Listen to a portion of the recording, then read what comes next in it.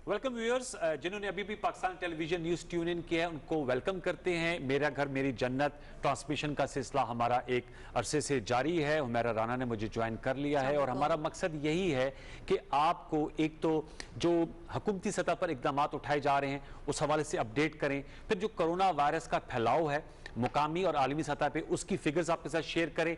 जैसे हमने 7 बजे आपके साथ शेयर किया था कि मुआशी फ्रंट पे बड़ी हौसला अफजा और मुस्बत पेशरफ्त हो रही हैं, तो इस हवाले से हमने उस पर डिस्कशन भी की और इस वक्त हमारे साथ टेलीफोन लाइन पर हैं एहसास डॉक्टर सानिया निश्तर साहिबा। अस्सलाम वालेकुम डॉक्टर सानिया जी, कैसी हैं मैडम? चूंकि बहुत ज़्यादा प्रेशर है और आप जिस तरह से हम देख रहे हैं कि लोगों के, मजदूरों के, दिहाड़ीदार तबके के बीच में जा जाके उनसे सवालात भी कर रही हैं, उनका कंसर्न भी पूछ रही हैं, तो बताइएगा कि अब तक क्या आप देख रही हैं कि मुतमिन लोग नजर आ रहे हैं आप?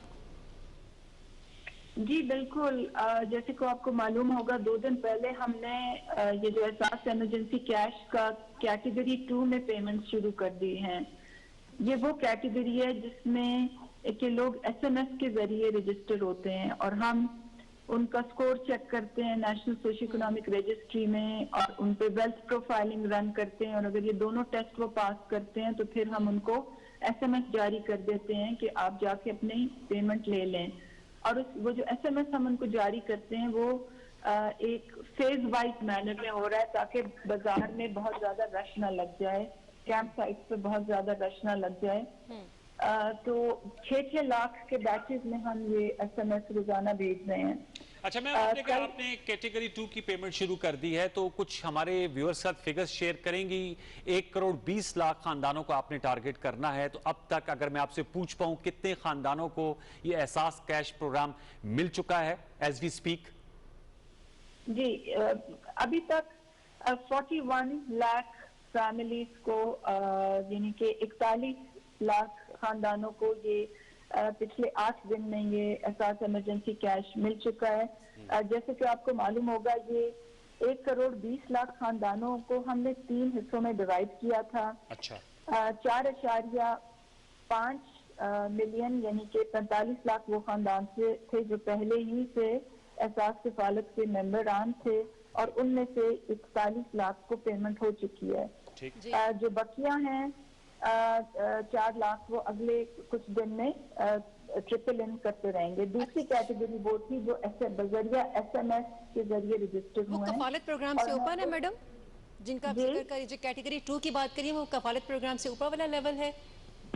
जी, वो कफालत प्रोग्राम से ऊपर वाला लेवल है मगर वो भी नेशनल पॉवर्टी लाइन के नीचे आते हैं। ठीक हो गया। और उन पे भी वेल्थ प्रोफाइलिंग हमने चेकिंग की हुई है। ये तमाम एसएमएस के जरिए रजिस्टर हुए हैं, ये नए बेनिफिशरीज हैं, इनको हुकूमत की कभी भी ये कैश ट्रांसफर की इमदाद नहीं मिलेगी। अच्छा।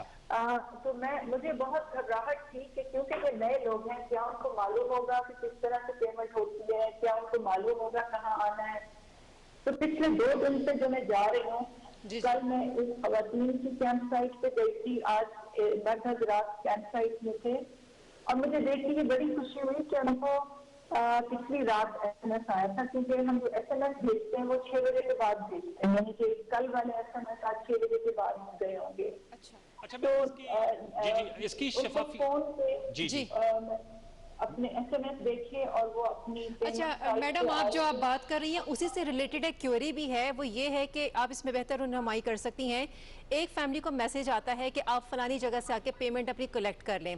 अब उसका जो शनाख्ती कार्ड नंबर गया उसके मुताबिक वो उसकी रिहाइश है आज़ाद कश्मीर में या गिलगित बल्तिस्तान में, लेकिन उसको पेमेंट कलेक्ट करनी है कहीं से, तो क्या उसके लिए फिजिबल है कि वो यहाँ पे कोई ऐसे चेक पॉइंट्स बने हुए हैं या ऐसे कोई रिटेलर्स हैं जो आपने रखे हुए हैं कि वहाँ से जाके पैसे कलेक्ट कर सकें, या उनको वापस अपने रिहायशी जगहों पे जाना पड़ेगा, खर्चा भी खर्च करना पड़ेगा किराए के ऊपर? तो इस हवाले से भी हमारी रहनुमाई करें, चूँकि एक मैंने कश्मीरी फैमिली का किस्सा मेरे सामने आया है, इसलिए मैंने इस सामने आपके प्रॉब्लम रखा है। आपका बहुत अच्छा सवाल है, मुझे खुशी हुई कि आपने ये सवाल पूछा क्योंकि मुझे वजाहत करने का मौका मिलेगा। जी। इस सवाल के जवाब से पहले मैं आपको ये बताती चलूं कि हमने मुल्क को 2 हिस्से में डिवाइड किया हुआ है अच्छा। पार्टनर बैंक के हवाले से। ठीक है। केपी, एजेके और जीबी में बैंक अल्फला हमारा पार्टनर है और बाकी मुल्क के तमाम सूबों में हबीब बैंक हमारा पार्टनर है। और ये दोनों बैंक जो थे वो एक प्रोक्योरमेंट प्रोसेस के नतीजे में 2019 में इनके साथ हमारे माहे हुए थे। अब आप जो बात फरमा रही हैं वो बहुत अहम बात है, क्योंकि खास तौर पे कोरोना वायरस की इमरजेंसी के हवाले से, क्योंकि हम देख ही रहे हैं कि जो दिहाड़ीदार भाई जो कराची में मजदूरी करते हैं, लाहौर में मजदूरी करते हैं, उनका ताल्लुक होगा मोहम्मद एजेंसी से, करक से, लकी मरवत से। और इस वक्त ना तो इंटर प्रोविंशियल ट्रांसपोर्ट है, ना इंटर डिस्ट्रिक्ट ट्रांसपोर्ट है, वो लाहौर में, कराची में, इस्लामाबाद में ही स्ट्रैंडेड हैं जी। तो हमने उनके लिए दोनों बैंकों के माबैन ये मुआहदा कराया है कि अगर कराची में जो दिहाड़ीदार है जो हबीब बैंक के एरिया में है मगर उसका एड्रेस बैंक अल्फला के एरिया में है, तो बैंक अल्फला की ब्रांचेस अपने एरिया ऑफ कॉन्ट्रैक्ट से बाहर भी, यानी कि कराची में भी उसको सर्व करेंगी। ठीक। तो ये हमने जो आप सिचुएशन बता रही हैं कि कुछ हफ्ते पहले ही हमने इसको अंदाजा लगा लिया था और बहुत ही टाइमली तरीके से हमने ये अपने बैंक के साथ इस इशू को रेज किया। उनके साथ जो तयशुदा जो भी पैरामीटर्स थे उनसे हमने मुआहदा किया और अब ये सहूलत मौजूद है कराची में एक दिहाड़ीदार के लिए जिसके नेशनल आइडेंटिटी कार्ड पे एड्रेस लकी मरवत का लिखा हुआ है। अच्छा मैम ये बताइएगा कि आपने बताया कि 41 लाख फैमिलीज को मिल चुका है, कैटेगरी 2 शुरू हो गई है। जो लोग कफालत प्रोग्राम में हिस्सा नहीं थे लेकिन खत गुरबत से नीचे रह रहे थे, आपने बताया था कि आपको बहुत ज़्यादा SMS आई थी, तो मैं जानना चाहूँगा कि अब उसकी शिफ्टिंग हो गई है कि कितने लोगों को मिलेगा, क्योंकि SMS तो गालिबन काफ़ी ज़्यादा आई थी और इस जो 1,20,000 की फिगर है उससे कहीं ज़्यादा थी। एक तो उसका जवाब दीजिएगा कि उसकी शिफ्टिंग का प्रोसेस हो गया है और जिनकी अहलियत नहीं साबित हुई उनको मैसेज चला जाएगा। दूसरा, शफाफियत को कैसे इंश्योर किया जा रहा है? कुछ इब्तिदा में खबरें आई कि मुकम्मल 12,000 नहीं मिल रहे, 11,500 मिल रहे हैं या 11,000 मिल रहे हैं। इस हवाले से भी ज़रा PTV के तवज्जो से व्यूअर्स को आगाह कीजिएगा। देखिए जी, आपने 3 किस्म के सवाल किए हैं। सबसे पहले तो आपने जो सवाल किया कि 12,000 नहीं मिल रहे, 11,000 मिल रहे। मौके पे मतलब दुकान में या कैंप साइट पे जो एजेंट पेमेंट करता है उसकी कटौती जो वो उसका मोटिवेशन ये होता है कि वो कटौती करे 200 रुपए की, 300 रुपए की, 1,000 रुपए की। कुछ जगहों में ये मसला बहुत ही ज्यादा सीरियस हमारे लिए, कुछ अजला में, कुछ एरियाज में, कुछ प्रोविंसेस में। अच्छा। हमारे साथ इस वक्त ऑन ग्राउंड तमाम सिक्योरिटी के एहलकार मौजूद हैं और हमारी विजिलेंस बहुत ज्यादा है। जहां हमें ये पता चलता है तो हम फौरन उधर कार्रवाई करते हैं, FIR काटते हैं, लोगों को जेलों में बंद करते हैं। और कल की भी जो क्लोजिंग की हमारी फिगर्स थी वो 201 लोग जेल में थे, 159 FIR कट चुकी थी। अच्छा। 0 टॉलरेंस है किसी किस्म की भी कटौती की, नंबर 1। दूसरा जो आपका सवाल था वो शफाफियत से मुतालिक था। तो मेरे ख्याल से कि इस प्रोग्राम से ज्यादा शफाफियत किसी तरह से हो नहीं सकती, क्योंकि हमने हर सतह पर कोई 15 दिन पहले प्रोग्राम के शुरू होने से पहले भी मैंने वीडियो जारी की थी जिसमें डिटेल में बताया गया था कि किस तरह से इसका प्रोसेस है, किस तरह से SMS जाएगी, किस तरह से वो 15 डेटा बेसिस में वो हिट करेगी, किस स्टेजेस पे कहाँ से जो है वो मैसेजेस ओरिजिनेट करेंगे और उन मैसेजेस के ओरिजिनेशन का बेसिस होगा।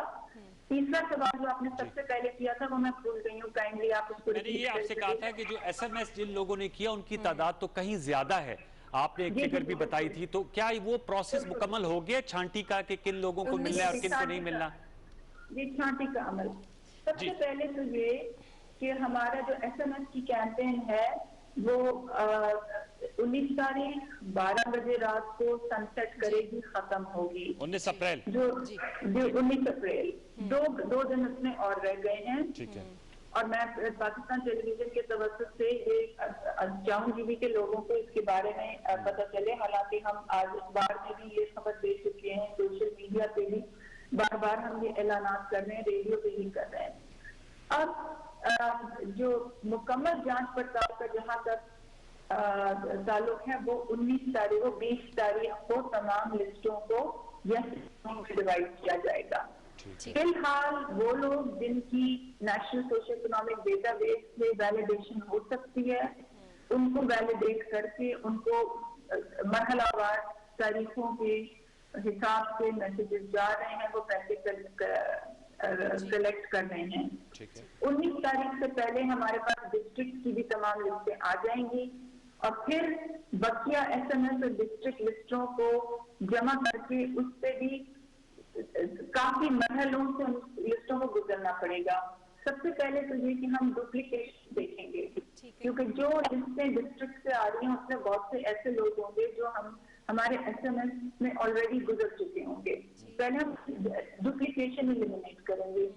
दूसरा मरहला ये होगा कि हम उनको फैमिली ट्री में रन करेंगे कि अगर एक खानदान में 6 लोगों ने मांगा हुआ है तो हम एक ही को उसमें आइडेंटिफाई करेंगे।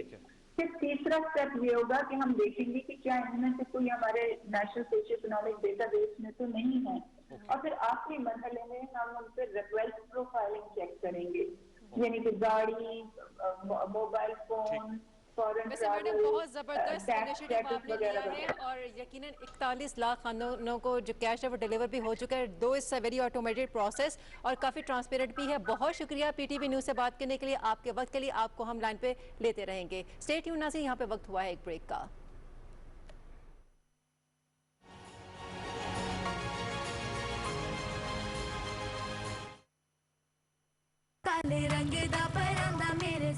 Zong 4G से करें किसी भी नेटवर्क पर WhatsApp वॉइस और वीडियो कॉल्स। *247# मिलाएं और पूरा महीना 4 GB WhatsApp के मजे उड़ाएं। Zong 4G।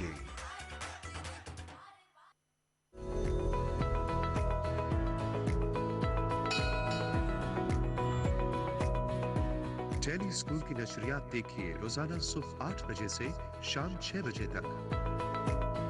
नशरियात नजर न आने की सूरत में अपने केबल ऑपरेटर से राब्ता करें।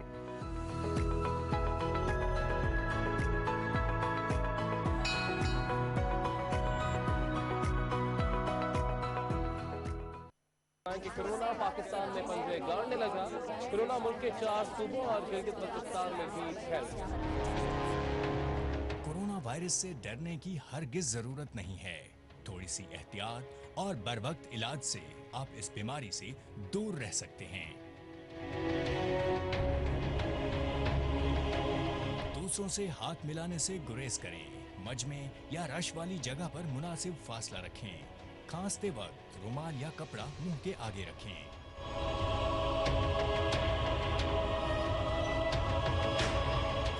दफ्तर या घर पहुंचकर हाथों को बिला तवक्कुफ 20 से 30 सेकंड्स तक धोएं।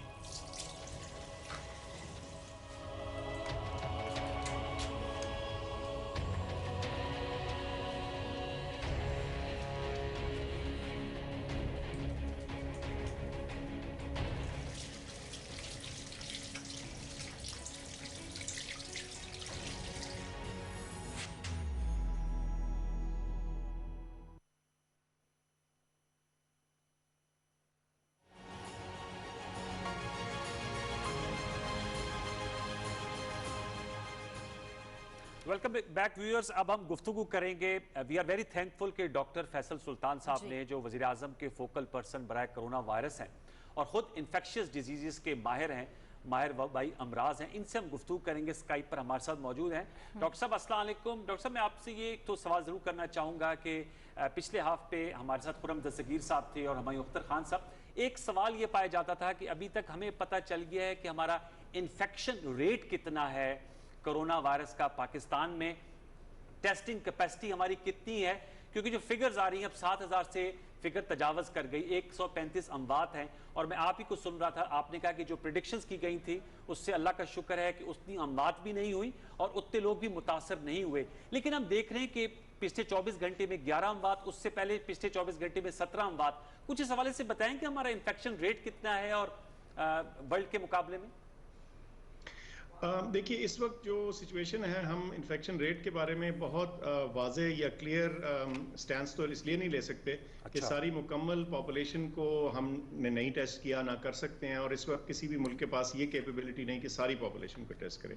अब उस सूरत में आप मैक्सिमम सैंपल साइज लेने की कोशिश करते हैं, और उस सैंपल साइज में जो ज़रूरी बात ये होती है कि फी का पॉपुलेशन जितना उसको ज़्यादा किया जा सके, उतनी बेहतर एदाद शुमार हैं जो हैं वो हाथ में आ जाती हैं, और उसी के ऊपर भरोसा करना या उसके ऊपर कोई नतीजा अखज़ करना ज़्यादा आसान हो जाता है। तो ये अच्छी बात है कि पिछले चंद दिनों में हमारी जो टेस्टिंग की कैपेबिलिटी है, जो टेस्ट हो रहे हैं, वो लगातार बढ़ रही है, और पिछले 5-7 दिनों में कहूँगा तकरीबन डबल हो गई। तो उससे कम से कम जो हमारे एदाद शुमार हैं उसके ऊपर रिलाय करना ज़रा बेहतर सिचुएशन में आ जाते हैं। इस सूरत में जब आपकी जो टेस्टिंग है वो सारी पॉपुलेशन की या एक बहुत बड़ी पॉपुलेशन की ना हो रही हो, तो फिर आपको कुछ दूसरे जिसे कहते हैं ना एदाद शुमार पे भी नज़र रखनी पड़ती है। मिसाल के तौर पे कितने लोग जो हैं जो वेंटिलेटर के ऊपर हैं मुल्क भर में, और खुदा न खास्ता जो अमवात जो हो रही हैं बदकिस्मती से, उनकी तादाद कितनी है, और उनसे कुछ थोड़ा बैकवर्ड कैलकुलेशन करके अंदाज़ा लगाया जाता है कि सिचुएशन कहाँ है और किधर जा रही। ये जो मेरा स्टेटमेंट था कि रिलेटिव टू प्रोजेक्शंस, देखिए जब एक नई बीमारी हो तो उसमें होता ही है कि लोग जो स्टेटिस्टिशियंस हैं, बायो स्टेटिस्टिशियंस हैं, एपिडेमियोलॉजिस्ट हैं या डेटा साइंटिस्ट हैं, वो पुरानी एपिडेमिक्स और पुरानी जो मामलात हैं ऐसे जितने, उनको देख के उनके पैटर्न्स को मद्देनजर रख के कुछ फॉरवर्ड प्रोजेक्शंस करते हैं। अच्छा, अब उसमें हर फैक्टर को फैक्टर इन नहीं किया जा सकता। नेचुरली हर नई वबा जो है कुछ उसके अपने डायनामिक्स होते हैं, तो उसमें कुछ ऊंच नीच हो सकती है, लेकिन अच्छी चीज़ ये रही है कि जो आज से 2 हफ्ते पहले जो प्रोजेक्शंस की जा रही थी उसकी निस्बत खासे कम हमारे केसेस सामने आए हैं, और अमवात भी उसकी निस्बत कम है। अच्छा डॉक्टर साहब, अच्छी चीज़ आप यकीनन मुख्तलिफ जो स्टेक होल्डर्स हैं उनसे मुलाकातें भी कर रहे होंगे, तजावीज़ भी अपनी दे रहे होंगे। बताइएगा कि इस वबा से, कोरोना वबा से, जिसकी अभी तक कोई वैक्सीन भी नहीं आई, कोई इलाज दरियाफ्त नहीं हुआ, इसे निपटने के लिए कोई माहिरीन का ग्रुप भी तश्कील दिया गया है, ख़ास तौर पर तिब्बी और जो तहकीकी माहिरीन हैं उन पर कोई टीम मुश्तमिल हो, और कोरोना वैक्सीन की तैयारी पर किसी काम का आगाज़ हो चुका हो? ग्लोबली तो वैक्सीन पर यकीनन काम हो रहा है, लेकिन देखिए जो वायरल इन्फेक्शंस हैं इस नेचर की, उनकी वैक्सीन तैयार करना, उसको टेस्ट करना, उसकी जो अफादियत है, एफिकेसी है, उसके ऊपर वाज़े इंफॉर्मेशन हासिल करना, ये इतना जल्द और इतना आसान काम नहीं है। दुनिया भर में इस पे काम हो रहा है। WHO तो कह रहा है सर कि इसको 7 से 1.5 साल लग सकता है, WHO का ये कहना है। मैं समझता हूँ कि वो बिल्कुल ठीक है। बहुत जो जिसे कहते हैं ऑप्टिमिस्टिक एस्टिमेट है, वो भी कई महीने होगा, और 1.5-2 साल यकीनन लग सकते हैं। वो भी कि अगर एक वैक्सीन डिस्कवर हो जाए जो, लेकिन डॉक्टर साहब, ये जो ऑक्सफोर्ड और हार्वर्ड, ऑक्सफोर्ड का आज मैं पढ़ रहा था कि वहां पर कोई वैक्सीन जो है ह्यूमन ट्रायल्स शुरू किए जा रहे हैं, और अगर होंगे, कामयाब होंगे तो सितंबर तक वैक्सीन बन जाएगी। और दूसरा इसका ज़िम्नी सवाल मैं आपसे जरूर जानना चाहूंगा, कराची के हवाले से कुछ खबरें आ रही हैं कि कुछ ऐसी डेथ्स हुई हैं जिनमें एसरटेन नहीं किया गया और वो डेड बॉडीज़ को लाया गया। इंडस हॉस्पिटल के मैं डॉक्टर साहब की गुफ्तगू सुन रहा था, डॉक्टर सीमी जमाली साहबा की बात सुन रहा था, फैसल ईदी साहब कह रहे हैं, चूँकि आप वज़ीर-ए-आज़म के फोकल पर्सन हैं फॉर कोरोना वायरस, और वो ये भी कह रहे थे कि जब उन डेड बॉडीज़ का स्वाब लिया गया तो उसमें कोरोना पॉजिटिव आया। कुछ ऐसी फिगर्स हैं कि ऐसी डेथ्स जो कि नहीं काउंट हो रही और वो हो रही हैं आजकल। दोनों चीज़ों का जवाब देने की कोशिश करता हूँ। जहाँ तक तो जो ट्रायल्स का ताल्लुक है, आमतौर पे कुछ महीने लग जाते हैं इस तरह के ट्रायल्स की जो इफेक्टिवनेस है वो सामने आते हैं, और उसके बाद फिर जो वैक्सीन प्रोडक्शन में लाना, देखिए एक तो है कि एक वैक्सीन डिज़ाइन की गई, वो लैब में डिज़ाइन की गई, फिर उसको जब स्केल अप किया जाता है, प्रोड्यूस किया जाता है, तो उसमें भी खासा टाइम लग जाता है। और उस सूरत में जब वैक्सीन शुरू में आती है तो जाहिर सी बात है, अगर सारी दुनिया उसको मांग रही होगी या उसकी मुतमन्नी होगी कि उनको दी जाए, तो उस सूरत में प्रायोरिटाइज करना होता है, और ये देखना होता है कि वैक्सीन का सबसे बेहतर इस्तेमाल कहाँ। और मैं समझता हूँ जब अल्लाह करे ये वैक्सीन आ जाए, तो जब ये आएगी तो सबसे पहले जो बुजुर्ग हैं, जो बूढ़े हैं, जो सर्टेन एज से ऊपर हैं, जिनको इजाफी बीमारियां हैं, दिल की या डायबिटीज वगैरह, फेफड़ों की, रेस्पिरेटरी, उनको पहले, फिर जो फ्रंट लाइन वर्कर्स हैं, हेल्थ केयर वर्कर्स हैं जो इलाज करते हैं, जिन पे मैक्सिमम इफेक्ट आता है कई दफ़ा हाई डोज का इसका वायरस का, तो उनके ऊपर इस्तेमाल की जाती। अच्छा, जहाँ तक ये जो अमवात हैं जो अनक्लासिफाइड या फिलहाल अनडायग्नोज्ड या आपने जैसे जिक्र किया, इन पे बहुत गहरी नज़र रखने की ज़रूरत है। इसकी वजह यह है कि चूंकि हमारा डिस्ट्रीब्यूटेड हेल्थ केयर सिस्टम है, किसी एक सिंगल सिस्टम जैसे बरतानिया में NHS है या दीगर कुछ मुल्कों में इस तरह के सिंगल सिस्टम्स हैं, हमारा डिस्ट्रीब्यूटेड सिस्टम है, 4 प्रोविंसेस में है। पब्लिक है, प्राइवेट है, गवर्नमेंट के सेमी प्राइवेट, सो बहुत से इंस्टीट्यूट्स हैं जहाँ के हेल्थ केयर प्रोवाइड होती है। इस सूरत में ये जो फ्लो ऑफ इंफॉर्मेशन है ये बहुत ज़रूरी है, और मैं समझता हूँ कि, और हमने बात भी की है, हम समझते हैं कि ये जो जितनी भी डेथ्स हैं जो अनएक्सप्लेन हैं, उस पर हत्तल वसा कोशिश होनी चाहिए कि उनके स्वाब लेके PCR टेस्ट किया जाए और चेस्ट की इमेजिंग, एक्सरे या परहैप्स CT स्कैन के जरिए की जाए, ताकि ये तयन किया जा सके कि जो ये लोग ऐसे अनएक्सप्लेन डेथ्स हैं, इसमें कितनी कोरोना की वजह से हैं या कोई दीगर कॉजेज भी जो नॉर्मल भी होती हैं। तो ये बहुत ज़रूरी है और अगले आइंदा आने वाले दिनों में ये चीज़ क्लियर हो जाएगी। ठीक है। अच्छा डॉक्टर फैसल, लॉकडाउन में नरमी की गई है, 2 केस में एक्सटेंशन भी की गई है। हुज्जाम, दर्जी, वर्कशॉप, जाहिर सी बात है गाड़ी ख़राब हो जाती है, गाड़ी को आपको लेकर जाना भी पड़ता है, दिखाना भी पड़ सकता है। प्लम्बर है, घर आके उसने काम भी करना है, शॉप पे भी काम करना है, मैकेनिक है वगैरह, इस तरह का जो भी तबका है, कोई प्रोटोकॉल तो सेटल किए होंगे, कोई इनके SOPs होंगे। आप समझते हैं कि अगर ये जो मैंने आपको बताए हैं शोबे ये खुलते हैं, काम करते हैं, तो इसमें ज़ीरो रिस्क है, मुमकिन है, ये पॉसिबिलिटी है? ज़ीरो रिस्क तो जी किसी भी चीज़ में नहीं है। मेरे ख्याल से ये बड़ी अहम चीज़ है जो हमें समझने की ज़रूरत है कि बाहर क्या जो मर्जी कर लें, ज़ीरो रिस्क नहीं हो सकता। हमने रिस्क को हत्तल वसा जितना मुमकिन हो रीज़नेबल तरीके से और ऐसे तरीके से कि कारोबार ज़िंदगी चल सके, उसको कम करना है। और उसको कम करना काफ़ी हद तक हम इंडिविजुअल्स के हाथ में, हम सारी जिम्मेदारी जो है वो किसी और पे नहीं थोप सकते कि भाई कोई और आके करे, और हर जगह, हर घर, हर दुकान में आके पुलिस नहीं खड़ी हो सकती। तो मैं समझता हूँ कि बतौर सिटीजन्स, और हम बड़े मेरे ख्याल से ज़िम्मेदार शहरी साबित हुए हैं जब ये रिस्ट्रिक्शंस ज़रा टाइट थी, तो मैं समझता हूँ कि लोगों ने इनको रिस्पेक्ट किया है काफ़ी हद तक। और अब जब कहीं इनमें थोड़ी सी नरमी है, तो मैं समझता हूँ कि ये जो SOPs हैं, जो प्रोसीजर्स हैं, उसमें 4-5 बड़ी अहम बातें। एक ये कि क्राउडिंग को अवॉइड करें। अब दुकान है, अगर किसी चीज़ की खुली है तो कम से कम कोशिश करें कि एक वक्त में, अगर छोटा कमरा है तो 2 लोगों से ज़्यादा या 3 लोगों से ज़्यादा ना हो। ज़रा बड़ा हो तो मुमकिन है 1-2 लोग और भी हो सकते हैं, 4 तक आप कह सकते हैं। कम से कम जो लोग हैं उनके दरमियान 6-7 फुट का फासला हो। अच्छा। अगर किसी को हाथ धोने की जिसे कहते हैं ना, उसकी जो शिद्दत और जो हमने हैबिट अपनाई है पिछले चंद हफ्तों में, उसको छोड़े नहीं। उसमें हैंड सैनिटाइज़र या साबुन और पानी से हाथ धोइए। उसके अलावा अगर आपको बुखार है, खांसी है, तो फिर तो बिल्कुल ही घर रहें। और अगर बहुत कोई मजबूरी है बाहर निकलने की, तो फिर कम से कम किसी क्राउडेड जगह जहां रश या भीड़ हो वहां ना जाएं, और कम से कम फिर उस सूरत में लाजमन मास्क पहने ताकि आपसे किसी और को इन्फेक्शन। अच्छा डॉक्टर साहब, आपने कहा कि खांसी हो या गला खराब हो, चूंकि इस्लामाबाद में एलर्जीज भी बहुत होती हैं, तो गला भी खराब हो जाता है, बाज़ दफ़ा खांसी भी होती है, क्योंकि आप इन्फेक्शियस डिजीज़ के खुद माहिर डॉक्टर हैं। बताइएगा इस हवाले से किस तरह की खांसी हो तो आपको ज़्यादा हेड्स अप होने चाहिए। और दूसरा ये मैं पढ़ रहा हूँ डिफरेंट डॉक्टर्स की तरफ से भी आ रहा है कि एज़िथ्रोमाइसिन और क्लोरोक्विन जो है उसकी डोजेज ले लेनी चाहिए अगर आपको इब्तिदाई अलामात होती हैं। Is it safe to take these medicines doctor साहब? Answer is no. Answer is no. ये इस वक्त इवन जो ट्रायल्स हो रहे हैं उसमें भी कुछ मिक्स्ड रिजल्ट्स हैं, और ये दवाएं जो हैं अभी टेस्ट हो रही हैं, और इनका जो सबसे अहम इस्तेमाल है वो बीमार मरीजों में, खासतौर पे जिनकी बीमारी एक शिद्दत से आगे हो, उनमें है।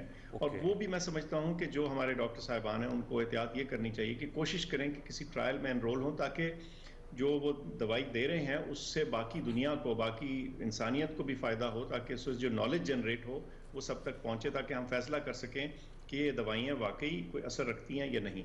लेकिन इनको प्रोफिलैक्सिस के तौर पे, यानी अभी बीमारी हुई नहीं और आप दवा ले रहे हैं बचाव की खातिर, ये बिल्कुल समझदारी की बात नहीं है। ख़ासतौर पे याद रखिए कि ये दोनों दवाइयाँ जो हैं ये डॉक्टर हजरात के लिए है, ये हार्ट का जो QT इंटरवल है उसको प्रोलॉन्ग करती हैं, और ख़ासतौर पे जब इकट्ठी ली जाएं तो फर्दर प्रोलॉन्ग करती हैं। तो रिस्क को मद्देनजर रखते हुए और बेनिफिट इस वक्त इवन बीमारी की मौजूदगी में जो है वो प्लस माइनस है, तो इस सूरत में तो बिल्कुल ही नहीं लेना चाहिए। डॉक्टर साहब हम ये भी देख रहे हैं कि पाकिस्तान दूसरे सवाल का प्लीज गो अहेड सर। खांसी का ये था कि जी आमतौर पे इस कोरोना में जो खांसी देखी गई है वो खुश्क खांसी है, लेकिन मैं समझता हूँ कि एक जब एपिडेमिक चल रही हो तो उसमें किसी वजह से भी आपको खांसी हो या आपको शक हो कि देखो ये हो सकता है, तो बेहतर है कि आप एक तो जब खांसी हो तो उसको कवर कीजिए अपनी कोहनी से या रुमाल से, और दूसरा ये है कि मास्क पहने और कोशिश करें कि किसी भी क्राउडेड जगह में ना जाएं। चंद दिन एहतियात कर लेने से किसी और की जान बच सकती है। ठीक है। अच्छा डॉक्टर साहब, हम देख रहे हैं कि N95 के अलावा बाकी तमाम जो सामान है, हिफाजती किट्स है, जो भी इक्विपमेंट है, वो पाकिस्तान में तैयार होना शुरू हो चुका है। वैक्सीनेशन के हवाले से बात हो या फिर जिस तरह से मैंने पहले भी आपसे कहा कि माहिरीन की टीम के हवाले से बात हो, तो क्या पाकिस्तान और you as a being doctor आलमी तहकीकाती इदारों से भी हम कोई मामलत हासिल कर रहे हैं इस पूरे सिनेरियो के दौरान? और आपसे ये जानना चाहते हैं कि साइंस फाउंडेशन जो डेटा रिसर्च है उसको भी स्टार्टअप करने की ज़रूरत है, ताकि बहुत सारे सवालात हैं जिनके जवाब देने हैं, वो अभी तक नहीं, मतलब क्वेरी है, एक बिल्कुल वेग सी सिचुएशन है।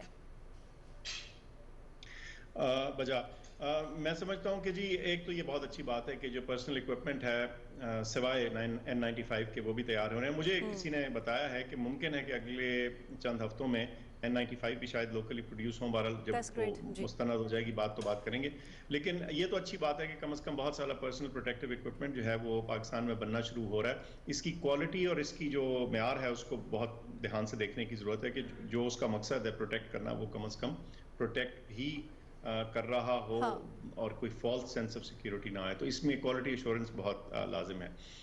इंटरनेशनल कोलैबोरेशन जी इस सूरत में एक तो आसानी ये हो गई है कि दुनिया ज़ाहिर है कनेक्टेड है, छोटी है, जो इंटरनेशनल एक्सपर्ट्स हैं उनसे रब्ता करना भी आसान है, और वो अपनी गाइडलाइंस और बेशुमार इस वक्त तो बल्कि हाल ये है कि ये फैसला करना कई दफ़ा मुश्किल हो जाता है कि किस गाइडलाइन को देखा जाए, क्योंकि बहुत सारी professional organisation, societies, entities, governments वो अपनी हिदायत जारी करती हैं, एक्सपर्ट एडवाइस देती हैं, बल्कि एक्सपर्ट एडवाइस में कई दफ़ा अगर तसादुम हो या फ़र्क हो तो वो भी फैसला करना कई दफ़ा मुश्किल हो जाता है कि किसको माना जाए।